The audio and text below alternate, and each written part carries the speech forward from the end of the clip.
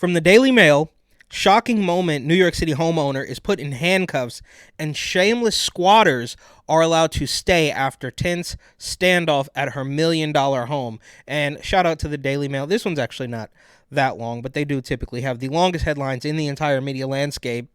Adele Andaloro, 47, encountered several squatters at the Queens property. One man nearly broke the door down as he attempted to get inside, leading to a heated dispute.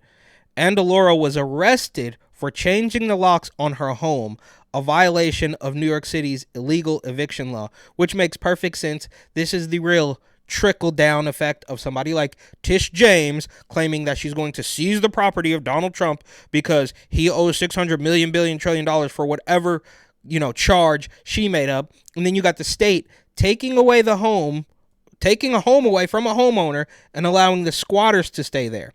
A New York City woman was arrested following a heated confrontation with a squatter who claimed he had the legal rights to live in her $1 million family home. Andaloro, 47, inherited property on a quiet street in Flushing, Queens. She planned to sell it, but noticed someone had replaced the front door and changed the locks. So when the squatter changed the locks, it's not a problem. But when she changes the locks, then it's a problem. All right, Charlie, we are going to be gentlemen. Yep. We have the law on our side. We just show them the deed, and then they vacate the premises, and that's it. No reason to be animals about it. And they changed the locks, Yes, didn't they they? did. You were right, Frank. They changed the locks, I'm bud. telling you, these people, they're uncivilized deadbeats. Let's smash the door. All right, now. ready? Let's go. Here we go. And a one, and a two, and a three. That was a bummer. Man, I gotta admit, that felt very unsatisfying to me. She was surprised to learn that squatters had moved in last month and refused to leave. It's enraging. It really is, Andaloro told ABC7 New York. It's not fair that I, as the homeowner, have to be going through this. In New York State, squatters who occupy a property openly and adversely for 10 interrupted years can make an adverse possession claim provided they have paid property taxes over that decade. I thought they just moved in last month. Maybe they'll clear that up. In New York City, however, squatters are granted rights after just 30 days. There you go. Meaning landlords must start an eviction proceeding as soon as a squatter has been discovered. So it doesn't matter that she owns the house, her parents passed it on to her, or whatever. And here's some photos of the quiet street in Brooklyn. And there she is, flanked by Andaloro entered the home flanked by reporters after an unidentified woman unlocked the door. Inside, she was greeted by two men who were ultimately led away by police. By the time that someone does the investigation, it will be well over 30 days, and that man will have stolen my house. As she and her daughter spoke with reporter Dan Krauth outside, a woman passed by and unlocked the front door. She left upon seeing the cameras, meaning Andaloro was free to enter with property deed in hand. This is providing everything, I said. This is my furniture. These are my curtains. As she ventured further inside, she found two men, including one asleep in a bedroom. One of the men claimed to have moved in 2 days earlier. Then they called the police on her. The squatters called the police on her? They've called the police on me, and I've called the locksmith, Andaloro said, exasperated. We didn't come in illegally. The door was open. Police arrived and began interviewing the men. When asked to show documentation showing they had been there for more than 30 days, the men were unable to provide proof. Okay, so that should be the end of the story. The man who claimed to have moved in 2 days earlier was taken into custody, while police escorted the other man as he lugged a suitcase down the street. And some more photos here. Yeah. Crazy. Andaloro was arrested for changing the locks, which is illegal under New York City. It's crazy how I guess it's not crazy. I guess it's par for the course and totally predictable, right? So if you're Daniel Penny and you try to stop crime in the subway, you get arrested. But if you burn the city down, then you get paid out. If you own a house and someone literally tries to steal it from you, then you get arrested. If you're Donald Trump, So I guess this kind of speaks to exactly what he is saying, right? They're not really coming after me. They're coming after you. I'm just in the way. And we see this, and there's activists all over Brooklyn who want to claim, oh, you know, cancel rent, because they clearly don't understand, and they don't care. It's not like they know what's happening and they don't understand it, but even if they did understand it, they wouldn't care. Before police left, they cautioned her against changing the locks. It is illegal to turn off utilities. So you can't even turn off the utilities. You can't. It's your house, and she doesn't have any control of it because some people decided to live illegally in there.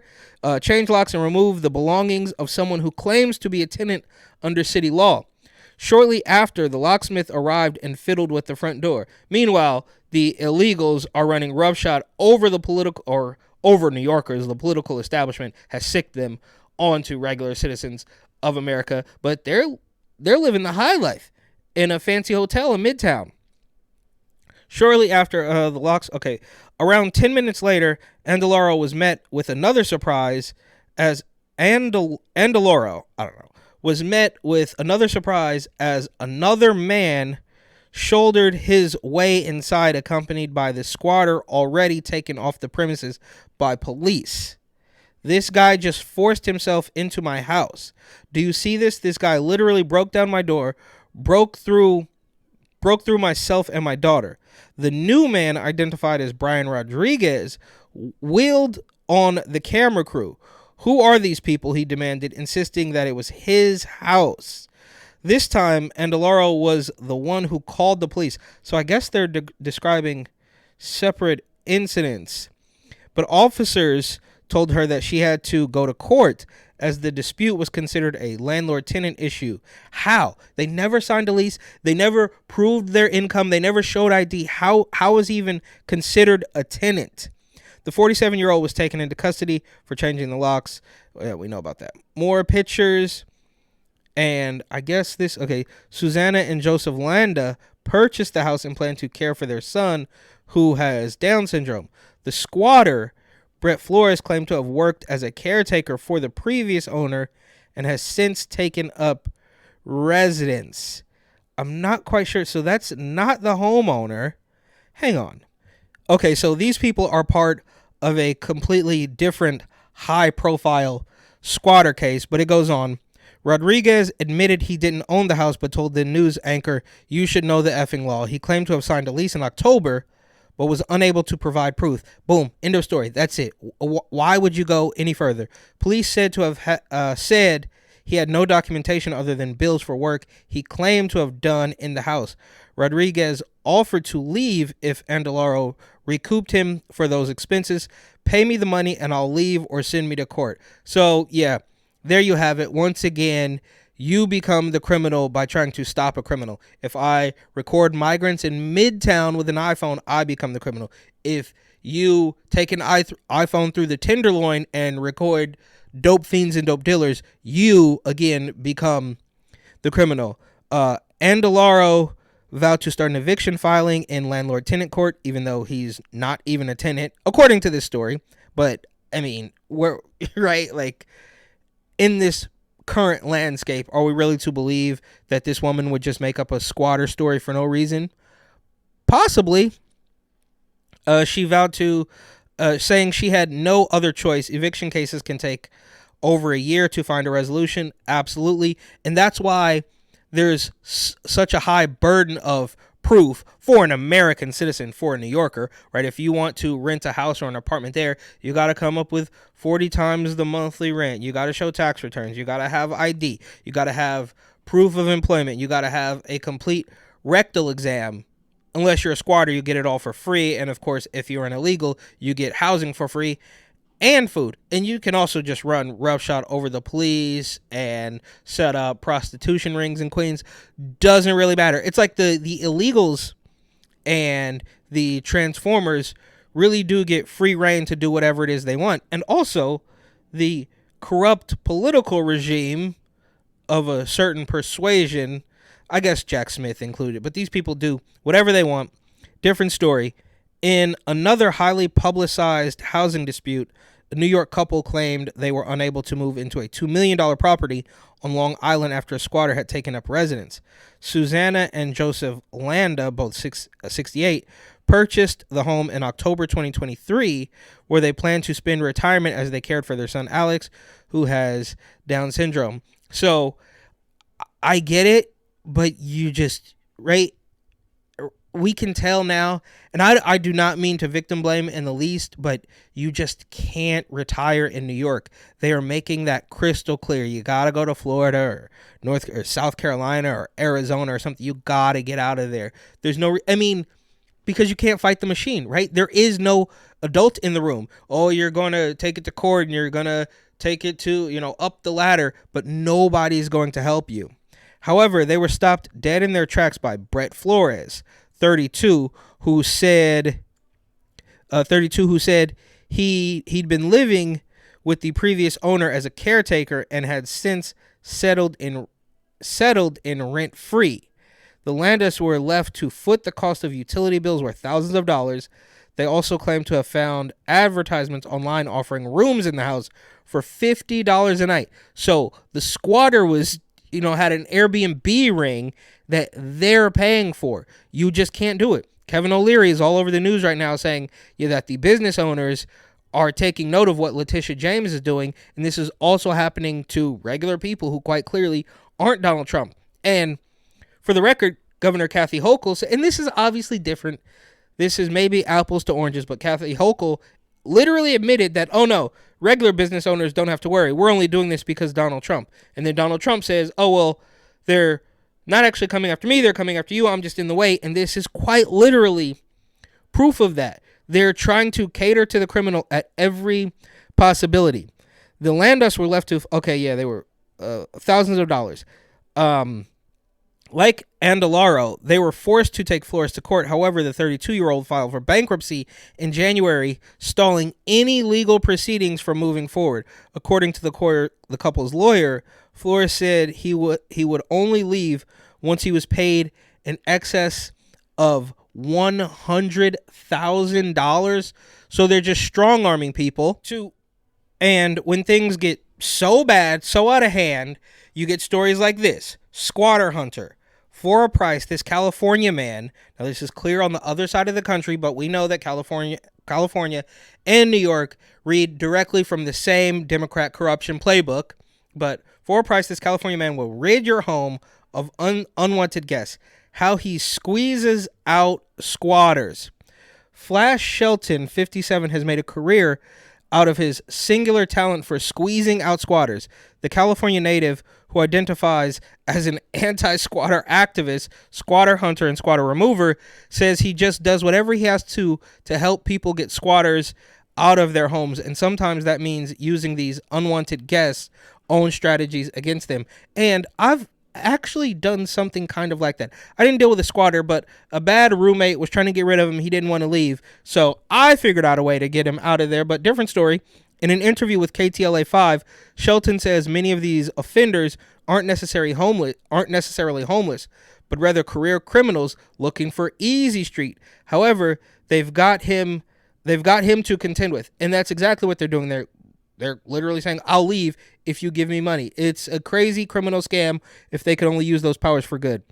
Turning it back on the squatter. Shelton's passion for the call started back in 2019 when his father died. His mother decided to sell her Northern California home, but while the house was empty and on the market, 7 strangers moved in, even bringing their own furniture. Local law enforcement told Shelton there was nothing they could do, so he decided to take matters into his own hands. As Shelton, and this is what you have to do, right? Like, obviously, it's crystal clear that in California, they're going to go to bat for the criminals, and of course, as we see in New York, but you have no choice but to take matters into your own hands and just hope that you can be criminal enough that the authorities won't come after you for trying to stop a criminal. As Shelton explains to KTLA, squatters sometimes have a fake lease, and so his first move was to have his mother prepare him a phony lease for the property. Then, when the group left one day, he snuck in through an open window and put cameras up, ensured they couldn't get back in, and move their belongings out onto the driveway. I figured that if they can take a home, I can take a home. And now taking homes back has become his full-time gig, with fees starting at $5,000. Social media posts for his business rack up millions of views as he shares clips of confronting squatters or reclaiming possession of a property. He's even petitioning to have the laws around squatting changed. Yeah, so think about how down bad you have to be. We constantly see the crime compilation stories in New York and San Francisco. It quite literally never ends. But imagine how down bad you have to be to say, I make money by eliminating squatters from your residence. And here is some of the work from Flash Shelton, the anti-squatting activist. Honey Alva, what do you have to say for yourself? You gonna talk to me now? In the night you want to talk? Yeah, have I a wanna civil talk. conversation? Yeah. At 9 o'clock in the night? Are you serious? Because you're avoiding You're crazy. How do you pose as Roxy? a caregiver and take advantage of an Roxy, old come on, lady Mama. like this? Come on. Come on, Roxy. You need to get that camera. I don't not give you permission to film me. You don't have need to give turn me. it off. I don't give you permission to film me, as she's squatting in a house posing as a caregiver. You don't have to give me permission. Yes, I do. No, yes, you don't. I do. Yes, I do. Check the laws. Come on, Roxy. You check the law. Get the fuck out of my face. I don't even fucking know you. I don't even know. You know what? I'm calling the cops right now. Because I don't even fucking know you're trespassing. Good. And No, you're because harassing me. I have a You're lease. fucking harassing me. I have a lease for this property. I don't give a fuck what the fuck you got. You haven't introduced your fucking self to me. I don't even know what the I fuck have you look introduced. like. I've left You ain't gonna be notices. sneaking up on me in the middle I've of the fucking left night. notices. You ain't gonna be sneaking up on me in the middle of the I fucking night, you left fucking notices. asshole. You fucking moron. Okay. I left notices. I also texted Fuck you, okay? I Get the also fuck out of texted my you. fucking face with that fucking camera too. I'm just trying to have a civil. Actually pretty crazy. And we're constantly hearing about all the crime, the mayhem in the subways, the smash and grabs, the pizza store robberies, the businesses closing. It's never ending. But I literally hadn't thought of just stealing an entire house.